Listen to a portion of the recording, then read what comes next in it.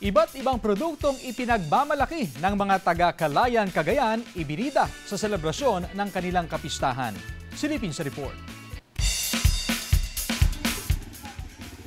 Ibinida ng mga residente ng Calayan Island sa Cagayan ang kanilang mga ipinagmamalaking produkto sa pagdiriwang ng kanilang town fiesta.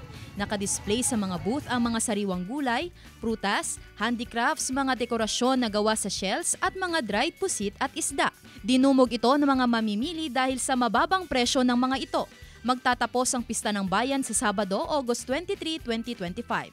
Maliban dito, may mga iba't ibang programa na pwedeng salihan ang mga residente, gaya ng laro ng lahi at pagpapamalas ng kanilang mga angking talento. Magkakaroon din ng dance parade na lalahukan ng lahat ng barangay.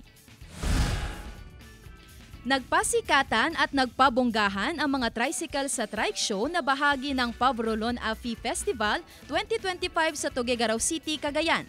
Ipinakita ng mga tricycle drivers at operators ang kanilang pagiging malikhain sa pamamagitan ng paglalagay ng dekorasyon at pagpapaganda sa kanilang mga tricycle. Mag-wheels at stainless ang ginamit na palamuti at nilagyan pa ng telebisyon ang iba.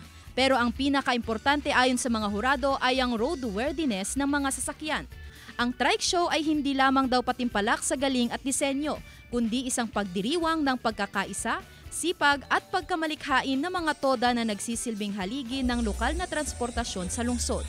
Pinarangalan ang mga nagwagi sa trike show. Senti Salvacio, One North, Central Luzon.